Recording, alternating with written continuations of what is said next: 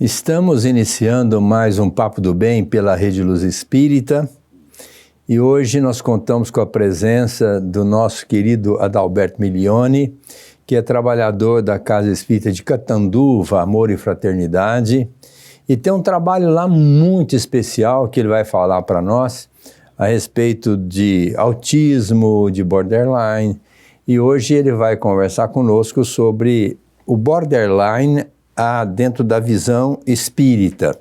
Eu quero agradecer, viu, Adalberto, a sua vinda, sair lá de Catanduva para vir aqui participar conosco, a nossa gratidão mesmo. E passar para você já a palavra para você estar falando sobre esse tema que é muito interessante. Obrigado, doutor. Eu que agradeço o convite e poder participar do programa, principalmente abordando este assunto que é importante e falando necessariamente da visão espírita, da visão da doutrina espírita, porque a respeito da medicina, muita coisa já existe dentro do mundo, né, da mídia, em qualquer tipo, mas como trabalho de acolhimento fraterno para as famílias do borderline, esse realmente é um trabalho inédito. A nossa Casa Amor e Fraternidade, nós estamos fazendo essa atividade desde julho do ano passado. E ela se coloca, nesse grupo de trabalho, se coloca à disposição para as famílias do borderline.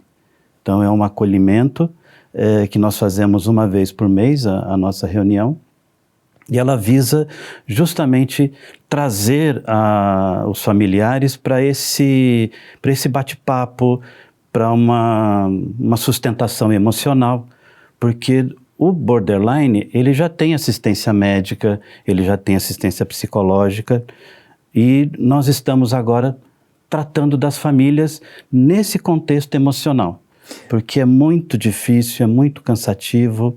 A síndrome de borderline, ela traz uma espécie de desequilíbrio emocional na família inteira do borderline. Fala um pouquinho assim, não interrompendo a sua fala, mas para aqueles que estão nos assistindo, o que é o borderline? Para que eles passem a entender qual que é a sua proposta. A síndrome de borderline, ela foi diagnosticada pelo menos há 50 anos atrás, um pouquinho mais, e ela se trata de uma série de comportamentos, né? Por isso que é chamado de síndrome, onde a pessoa ela se vê numa necessidade na sua condição emocional, de se automutilar. A sua autoestima, ela praticamente deixa de existir, né, num determinado momento do surto, e ela se acha totalmente inútil, dispensável, e como se a mutilação fosse para ela uma espécie de canal de punição. Então, nesse comportamento autodestrutivo, ela praticamente sai de um momento de euforia a um estado de completa depressão, e a fuga mais comum é a automutilação. Então, borderline é um termo que aproximadamente chega aí próximo de fronteira. É uma fronteira entre diversos tipos de comportamento do processo depressivo. Então ela se comporta como uma depressão, né, como um ato de depressão, porém indo além no processo de automutilação. E muitas das vezes aparenta uma pessoa normal. Sim, e esse é um dos processos das doenças mentais. Na verdade, vamos tirar o termo doença, né, das síndromes, né, psicológicas, porque o indivíduo, como eu disse, ele sai de um estado de calmaria ou de euforia e, por algum motivo, algum gatilho, ele se transforma totalmente numa condição violenta. De uma hora para outra. Isso. E, nesse ponto, é muito difícil ele machucar alguém. Então ele parte para esse processo de machucar a si próprio. E muitas das vezes o suicídio. Há casos que o suicídio é realmente uma porta de saída, porque o indivíduo está num processo de culpa, de alguma coisa que ele não entende, que ele não tem ciência. Perda da autoestima, acima de tudo. É um dos conjuntos, né, de sentimentos que chega ao borderline. Então, a baixa autoestima, se sentir inútil, né, se sentir fora da realidade. Então, num caso um pouco mais grave da automutilação, se não for atendido rapidamente, dependendo, né, o grau da ação, pode realmente levar ao óbito e, nesse caso, obviamente, suicídio.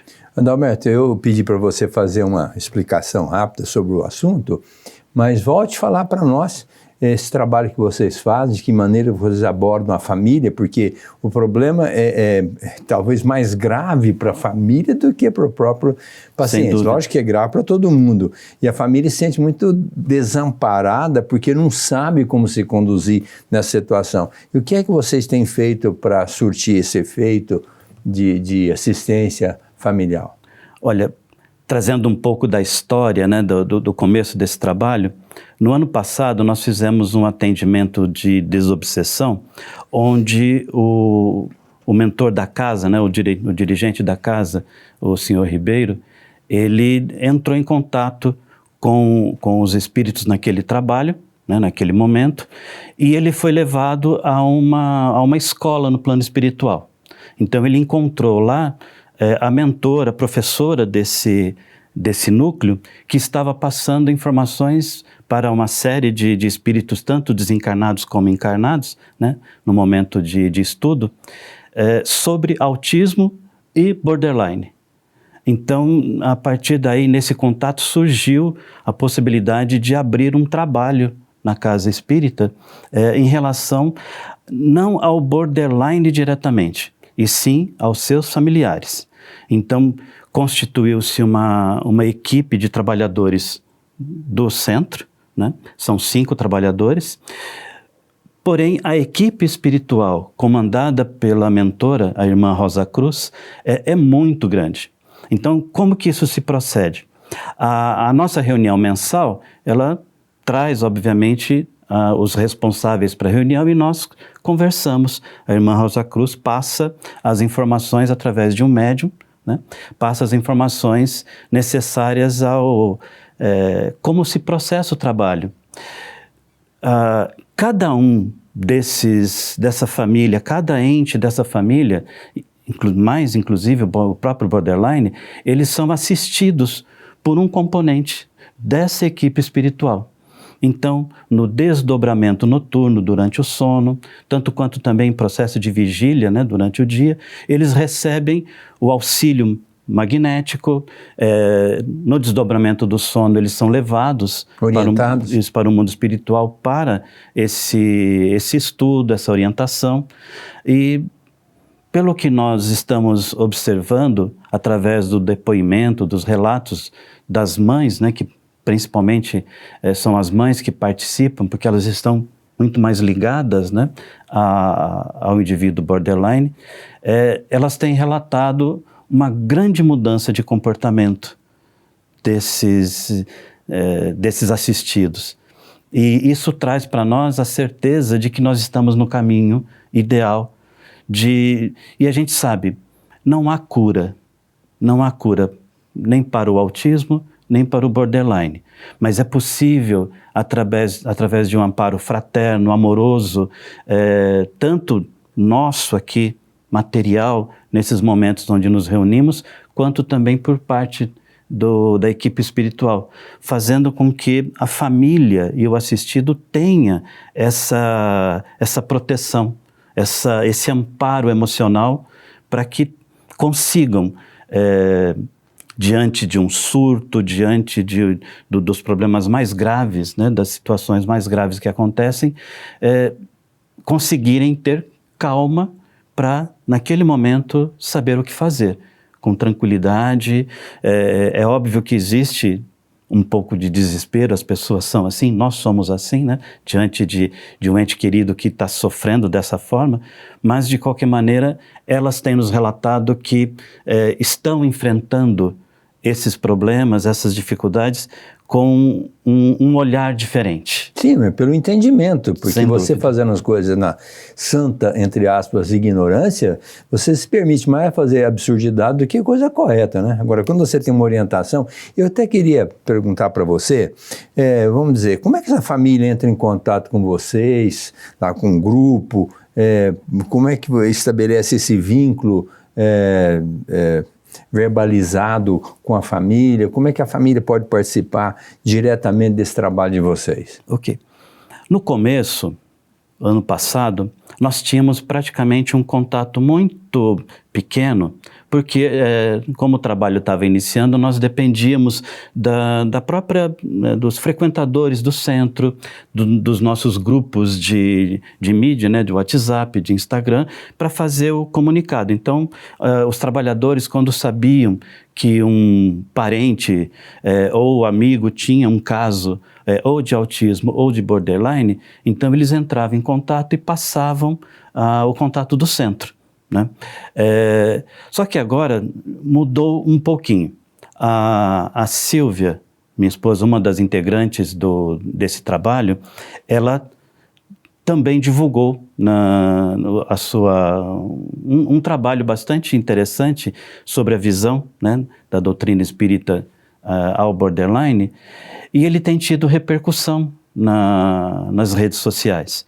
Hoje, esse vídeo ele alcançou mais de 5.000 visualizações, e nós já temos cerca de duas pessoas que já estão no grupo, ou já estão se preparando já para entrar nas primeiras reuniões através desse canal de comunicação.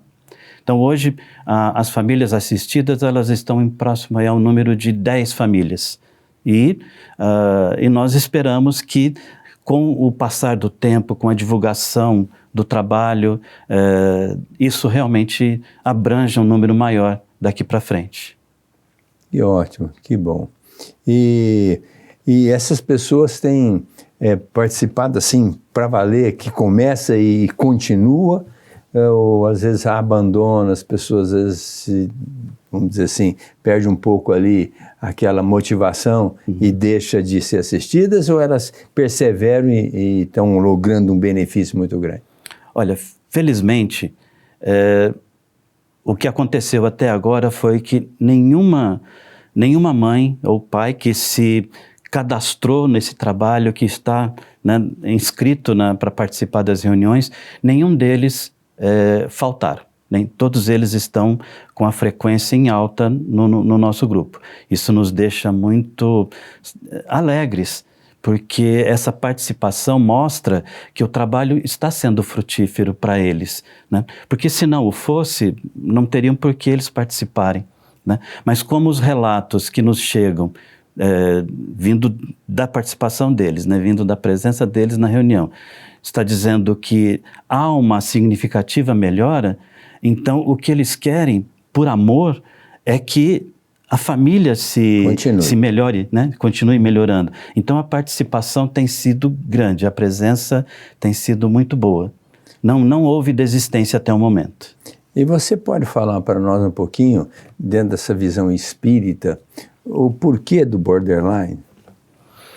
Olha, normalmente as causas dessa síndrome, ela tem uma série de razões no nosso passado distante, né? A principal, como nos relata a irmã Rosa Cruz, são comportamentos de muito orgulho, de muito egoísmo, de uma forma muito consistente, tá? Trazendo ao indivíduo uma exacerbação desse comportamento. Então ele se perde numa ação em relação às pessoas, fazendo com que elas sejam insignificantes para eles, nesse comportamento egoísta, nesse comportamento orgulhoso. E isso traz para o indivíduo um isolamento num determinado momento. Ele se sente culpado.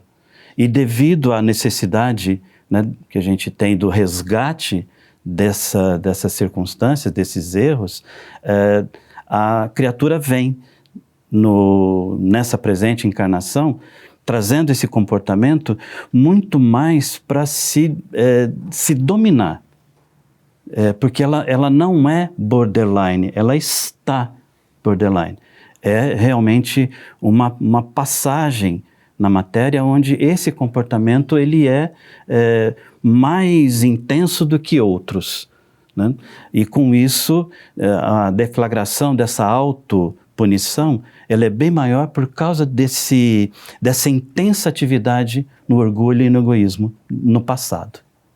Por isso é que Jesus fez questão de frisar nas bem-aventuranças que se a gente falar de uma pessoa, falar mal, agredindo-a verbalmente, ele usou até um termo raca, né, que seria ser imprestável, e era costume à época cuspir de lado, ou já era condenado em juízo, mas se falasse louco, seria condenado ao inferno, quer dizer, é um drama muito grande de consciência. Então, às vezes a gente fica pensando, quando a pessoa faz pouco caso e denigra a imagem de alguém, tudo bem, ele pode, coisa e tal, mas lá na frente a consciência vai cobrar. Então, esse lado da pessoa espezinhar a outra e achar que é senhora absoluta da situação, vai ter problema, que é o fogo do inferno da consciência, e vai ter que reparar.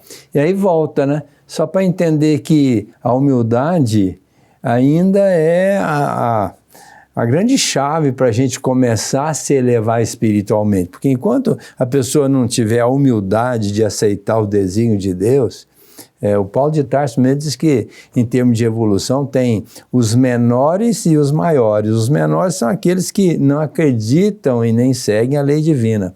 E os maiores são aqueles que já acordaram para essa realidade e vão se trabalhar para se adequar à lei. E para esses que são os maiores, tem a misericórdia, tem toda, vamos dizer assim, uma herança divina. Agora, para aqueles que são menores, que não acreditam, vão ter que pagar um tributo. Então, é muito complicado o orgulho e o egoísmo, né? Uhum. Pegando um gancho no Sermão do Monte, né? A ideia sempre que traz a irmã Rosa Cruz nas nossas reuniões é a questão, eu vou até citar uma das bem-aventuranças, né? Bem-aventurados mansos de espírito, né? Porque conhecerão a Deus, né? Reconhecerão essa divindade. E é justamente o que ela diz nas nossas reuniões, é que a tranquilidade, a calma, o equilíbrio diante desses momentos de surto, de grande desequilíbrio emocional. Conflitos, né? Isso, os conflitos. É necessário manter a calma, é necessário não entrar nesse redemoinho de emoções do filho ou da filha, né, da pessoa da família, para poder realmente ajudar. Porque se houver desespero em todos os componentes da família em relação ao que está acontecendo, essa pessoa que é tanto amada, ela não vai conseguir ajudar. Não consegue se ajudar com todo mundo no desespero. Então, o que a irmã nos orienta os participantes da nossa reunião, é de manter a calma, de fazer as orações com muito amor, fazer o acolhimento mental com muito amor. Paciência. Sem dúvida, o amor traz essa paciência, essa mansuetude, para que ele possa realmente circundar o ente querido, circundar a pessoa que está ali naquele momento sofrendo, né, e deixando todos os outros também nessa mesma condição. Então, nesse momento, o amor acalma. Essa é a grande orientação que nós recebemos. Então, e a gente que é espírita sabe que nada é por acaso. Cada criatura dessa vem num local adequado, não vem jogada assim por acaso não, ela vem com plano, com vínculo com as pessoas, e aí a responsabilidade dos pais, né? Jesus disse que as duas palavras-chave para demonstrar um êxito nas nossas atitudes, e retrata muito a sabedoria, é abnegação e devotamento. Aceitar aquilo como uma coisa natural, divina. Foi Deus que permitiu, um ato de misericórdia, permitir que aquela pessoa venha. Ela já, por misericórdia, teve sua nova oportunidade de reencarnar e teve a oportunidade de contar com a ajuda, com o aval da família. Então, a abnegação é a aceitação desse processo. E o devotamento é a dedicação, porque a gente sabe muito bem que não é fácil lidar com essas criaturas, é muito difícil, é um desafio. E eu fico feliz, né? E até eu vou procurar divulgar mais esse trabalho de vocês, porque é um ato de caridade, né? De estar assistindo essas pessoas com profunda dificuldade, né?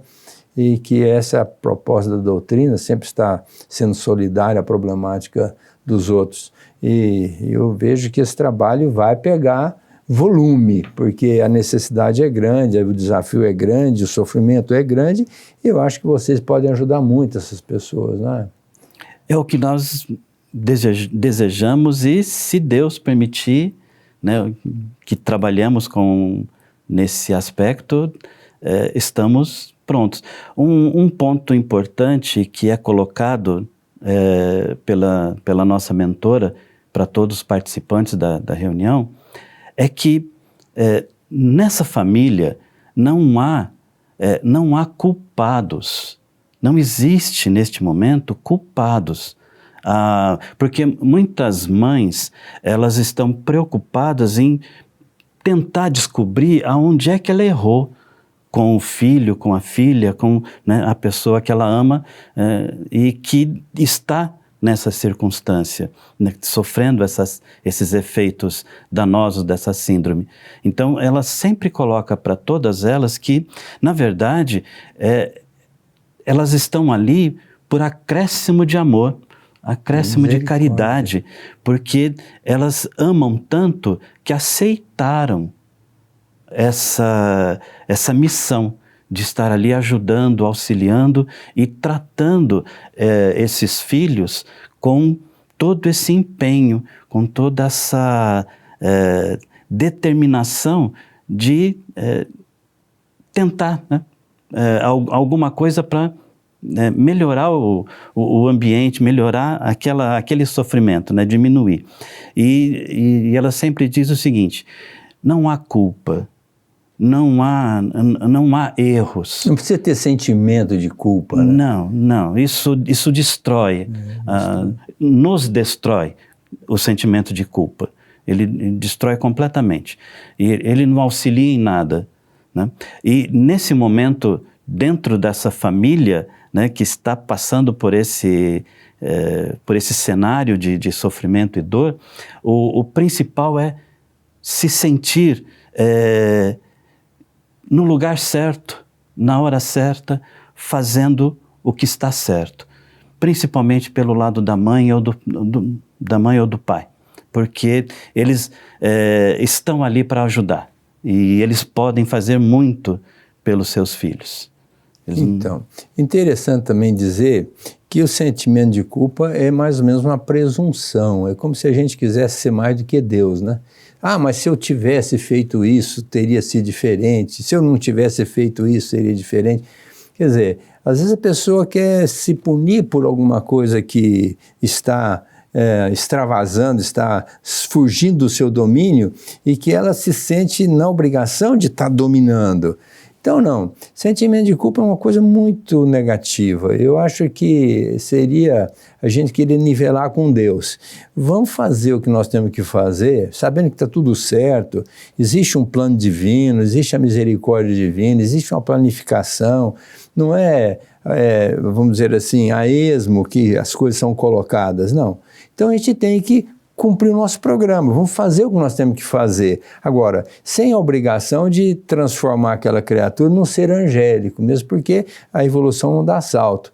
Mas aquele período em que ele está conosco e nós vamos dar assistência vai fazer a diferença, com grandes resultados ou com pequenos resultados. Agora, não vamos nos cobrar, porque já é um trabalho complicado, difícil, de dedicação, de esmero. E se nós ainda formos nos punir porque a gente acha que houve uma falha, aí fica muito complicado, não é, Adalberto? Sem dúvida. E nas nossas reuniões, a irmã Rosa Cruz, a nossa mentora, com toda a delicadeza de um espírito inteligente e que já passou, ela mesma se declara isso na maioria das reuniões, ela já passou por todos os estágios. Ela já foi mãe de borderline e filha borderline em encarnações passadas. Ela nos desestimula, assim, com muita frequência, a não usar a palavra culpa. Ela não aceita que nós usemos a palavra culpa. Não há, nesse momento, culpados. O que existe é a misericórdia divina agindo para que o seu filho, né? Somos filhos de Deus, para que o seu filho se recupere. Nós sabemos que o trabalho que é feito, ele não é para essa encarnação. Ele vai diminuir, ajustar o comportamento do borderline para que ele tenha uma vida um pouco mais tranquila. Surtos possivelmente vão acontecer, né? Porém, o trabalho de assistência agora ele é muito maior quando a família está vinculada à equipe espiritual, né? E dessa maneira ela nos ensina que esse trabalho é para as próximas encarnações. Por isso que ela sempre diz, ele não é borderline, ele está borderline. Aliás, nós todos somos meio borderline.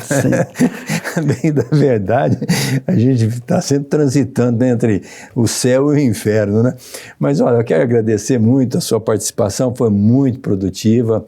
Quero imaginar e tenho uma convicção plena de que os nossos amigos que estão nos assistindo entendeu muito bem a sua mensagem e que possam realmente procurar esse grupo em Catanduva, Amor e Fraternidade, para eventuais situações semelhantes e que precisem de ajuda. Um grande abraço a todos e até o nosso próximo programa.